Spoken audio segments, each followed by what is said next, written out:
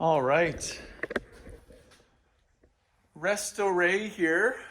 It's been a while, and I want to get working back on this truck. It's been sitting, you can see it's dusty, and just from sitting here. And so where I'm at is actually with running the plumbing now, starting to run some brake lines because I've got to make my way back to the front and start getting the brake pedals in once I get the engine in. But what I wanted to do was rough in the plumbing so that I can get this to the stage where I can start setting the brakes with the master cylinder. And I'll show you what I did with the brakes down below the drum brakes. So I actually had them machined, and I'm using oversized shoes because once I machined the hubs and the drums together, I was able to get them fairly true, but lost some of that material to bring it into spec with where we need to be. So the heavier shoes is going to allow me to have this stop properly. Now, I have been debating, and some of you can comment below and let me know, but what I'm struggling with is whether I want to put a booster on the truck, a brake booster from this period, just to give it that extra stopping power. Now, everything is going to be original, so the power plant is the same, the transmission is going to be the same. So nothing is changing as far as additional horsepower. And I'm really wondering whether I need the additional braking power, whether I should go through rebuilding the master cylinder, the brake booster, which I have, which I'm looking over at right now. I would need to rebuild it or send it in. So I don't know. You guys let me know what your thoughts are. If I get the brakes set properly, and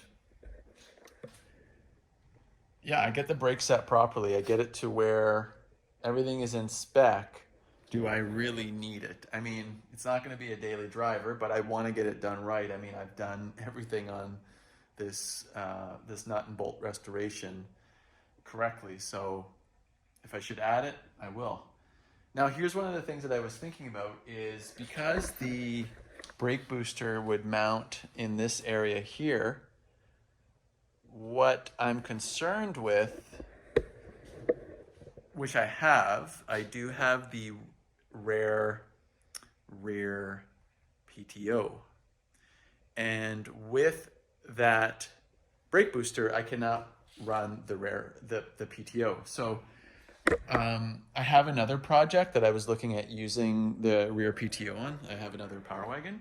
So that's the one thing I do know, that you cannot use the rear PTO assembly in the drive shaft for it because it does interfere with coming off of the PTO drive off the transmission that sits right about here and will get obstructed. So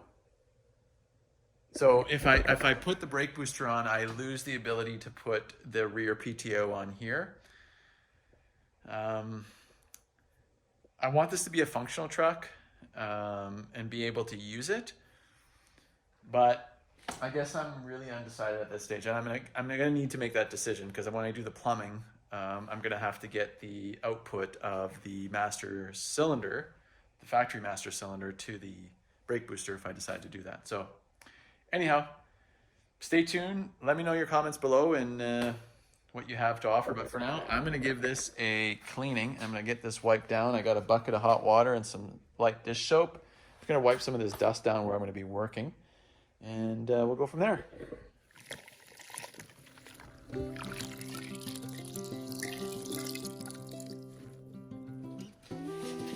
There's something certainly satisfying about what was done. Well, this has been done now. I painted this frame, has to be 5 years ago, 4. Yeah, maybe 5 years ago. So it's it's been a while, and I want to get back working on this. Like, just had life circumstances just kind of get away from this build.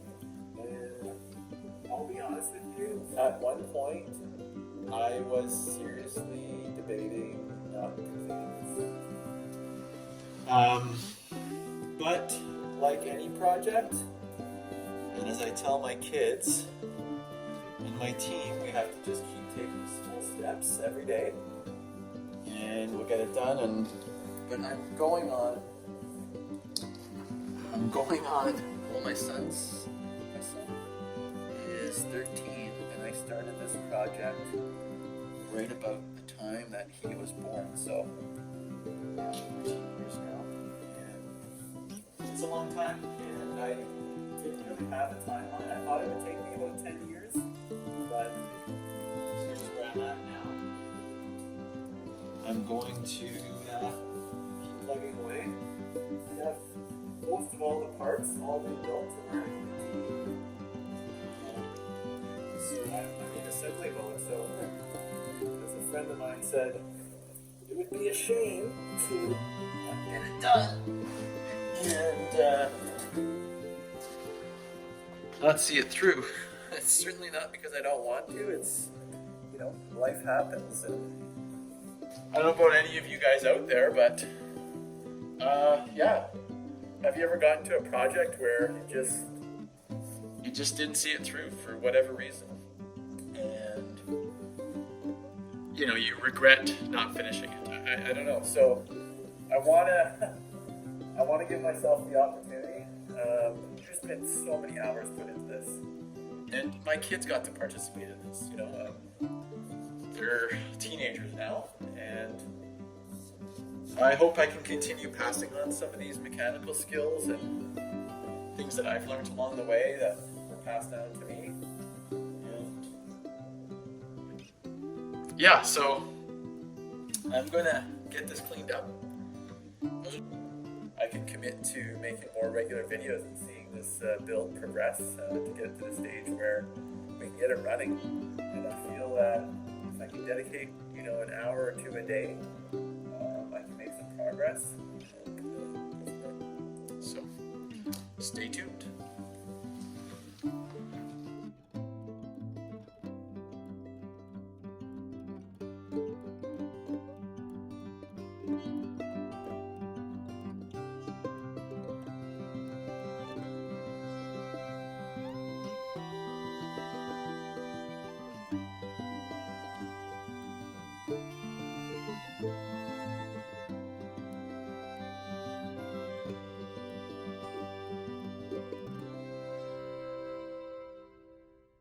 So, about 15 minutes here, and you can see the frame is in much better shape now, just from that wipe down.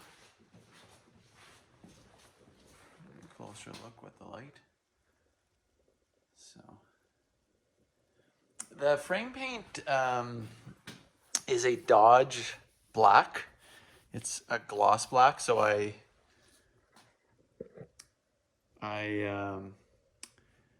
did a primer, and then I did a finish top coat with a single stage paint. I didn't want it as glossy. That wasn't the intention, but it's what I bought. It's what I ended up with. So I don't mind it. A lot of the small parts, like say for example this arm for the shock absorber, I powder coated. So a lot of the small items, anything that I couldn't get into an oven, so I have an oven there that I used to do most of my small parts. So like even the hubs, for example, I powder coated all those in the, which is much stronger, and it's a little bit, it's a gloss, but it's a little bit duller, but not enough to even really notice unless you know. And yeah, so that'll clean up the frame a little bit. And like I said, I want to get started on getting some plumbing done and routing the lines, and I just didn't want to be rubbing myself all over this. Plus, it just needed to be done. Just had been a while. We're gonna get back working on the 57 Dodge Power Wagon. All right, thanks for checking in. As always, if you found some value or some entertainment out of the video, please give it a thumbs up. Give it a thumbs down, comment below, and don't forget to subscribe and hit the notification bell, and I'll, yeah, I'm gonna get myself motivated. And if the community wants to see more, I'm gonna keep going on this, and I'm gonna keep posting where I get in this project. Right now, it's 2023, February, and we're gonna keep this moving along. All right, thanks everyone. See you then.